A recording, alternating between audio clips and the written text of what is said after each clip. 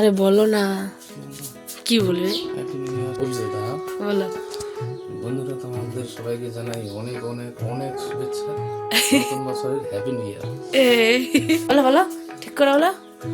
Happy new year 2026। সবাই খুবই ভালো থাকুন, বছরটা ভালো কাটবে।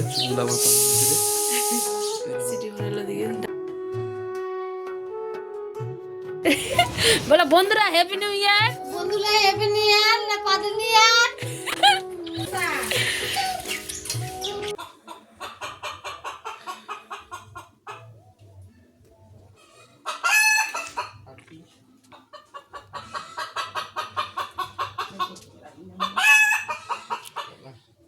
হ্যালো বন্ধুরা, আমি তো দিনাজপুর থেকে আমি তোমাদের পায়েল নিয়ে হাজির হয়েছি আজকে একটু সুন্দর ছোট্ট ব্লগ। কি অবস্থা তোমাদের সকলের? আশা করছি সকলে ভালো আছো। দেখো, আমি উঠেছিলাম আজকে ভোরবেলায়। আজকে হচ্ছে শনিবার, তো সকাল থেকে দুপুর অবধি কী করলাম তো সেটাই তোমাদের সাথে শেয়ার করব আজকের একটি ছোট্ট ব্লগ। একদম 5 মিনিটের ব্লগ, প্লিজ কেউ স্কিপ করে দেখো না, ঠিক আছে? কারণ কি, আজকে আমার একটু তাড়াহুড়ো আছে, আমরা একটা জায়গায় যাব বলেই আমার এডিট করার আজকে একদম সময় নেই। আর রাত্রে প্রচণ্ড ঘুম পেয়েছিল, এডিটিং করেছি রাত্রেও কিছু, তো ওগুলো অন্য ভিডিও আর কি, ঠিক আছে, অন্য কাজের আর কি। তো যাই হোক, আমি এডিটিং করতেই পারিনি, সেই কারণেই আমি মাঝে মধ্যে কিন্তু এরম ভিডিও দিয়ে থাকি, একটু ছোট ভিডিও।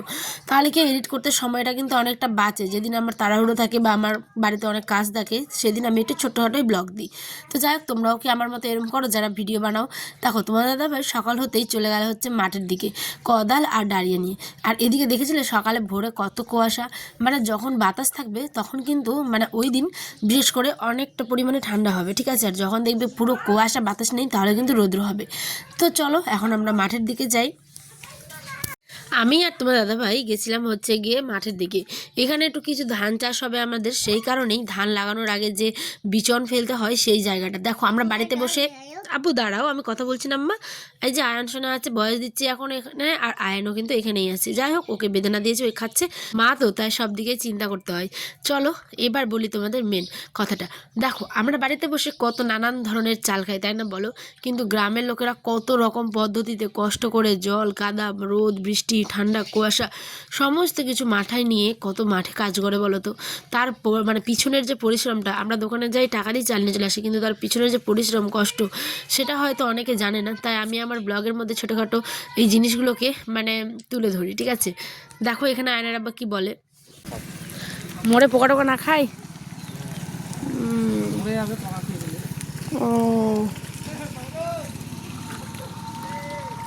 আয়নার আবার বলছিল এখানে যেহেতু বিচন ফেলা হবে আমাদের, তো সেই কারণেই এই ফালাটন আর কি বলে ওইগুলো জিনিস দেওয়ার পরে কি হবে, যখন ইঁদুর হবে বা হাঁস হবে, এরা যাতে খেতে না পারে, কারণ বিচনটা খেয়ে নিলে কিন্তু নষ্ট হয়ে যাবে, তাই না?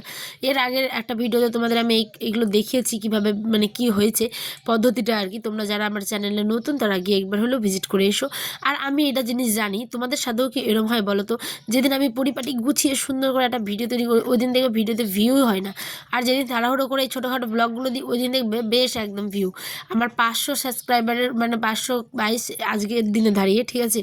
কিন্তু সেখানে আগের ভিডিওতে আমার খুবই ভিউ হতো, ভিউগুলো ডাউন হয়ে যাচ্ছে, জানি না কেন, ঠিক আছে? সমস্ত রকম মেনটেন করি চ্যানেলটাকে, তারপরেও তো যাই হোক, সব কি বলে, ইউটিউবের ওটা একটা থাকেই, কখনো আপ হবে কখনো ডাউন হবে ভিউ, ঠিক আছে? তো তাদের যে সার্ভার, সেই রকমই তোমাকে কাজ করতে হবে, কোন দিন কী হবে সেটা বলাই যাবে না। তাই প্রতিদিনই ভিডিও দিতে হবে, এটা হচ্ছে কি মধ্যে কথা। তোমাদেরও কি ভিউ ডাউন হয়েছে এর মধ্যে? আমরা তো ছোটো ইউটিউবার, আমি ছোটো হোক কিংবা বড়ো, দেখো নিজের কাজে কখনোই ছোটো করতে হয় না, ঠিক আছে? নিজের কাজকে সবসময় ভালোবাসবে, সম্মান করবে, তাহলেই তুমি সাকসেস পাবে জীবনে। তো আজকে সকালের আমাদের খাওয়া দাওয়া হয়েছে, এই যে সকালের আমাদের গ্রামের দিকের লোকেরা কিন্তু ভাতেই খায়, ঠিক আছে? রোদ্রে বসে সেই ভাত খাবে। তো মাঠ থেকে চলে এসেছি, ও এখন স্নান টান সারছে। আর এইদিকে দেখো, আমি শিমের ভাজা করব, আর সাথে করব হচ্ছে গিয়ে সয়াবিন আর ডিমের পোচ করে ঝোল। দেখো, যেদিন আমাদের বাড়িতে শর্ট ডিম থাকে সেদিন আমি কিন্তু এরম পদ্ধতিতে রান্নাটা করি। কেন বলো তো? ডিমটা ভেঙে পোচও করি, আবার কোনো সময় কী হয়, একটু পেঁয়াজ দিয়ে দিই, তাহলে কি ডিমটা অনেকটা ফুলে যায় আর মোটাও হয়। আর পোচ বলতে তো শুধুমাত্র ডিমটা ফেটিয়ে দিয়ে দিই, ফাটিয়ে কড়াইয়ের মধ্যে দিয়ে দিই, যেরকম আমরা পোচ খাই। কিন্তু আমার আবার এই যে এই টাইপের করেছি, এটাই খেতে ভালো লাগে। তো যাই হোক, যেহেতু ডিম শর্ট 2টা ছিল, আমরা সংখ্যা হচ্ছে 3টা, তাই আমার থেকেও আয়ন খাবে আর ওর বাবার থেকেও খাবে একটু। তো এই যে দেখো, কাঁচা লঙ্কা দিয়ে নর্মাল পাতলা করে ঝোল করেছি, আর ভাত। আমাদের আজকে সকালের খাওয়া দাওয়ার এটাই। তো চলো বন্ধুরা, ব্লগটা এখানেই শেষ করছি। তোমরা সকলে ভালো থেকো, সুস্থ থেকো। আর হ্যাঁ, কালকে ভালো মতন ব্লগ পাবে, এডিট করে সুন্দর করে তৈরি করবো। হ্যাঁ, তো আসি, দেখাবো আন্টি ব্লগে ঠিক সন্ধ্যে 6টায় আগামী দিন। টাটা, সকালে ভালো থেকো।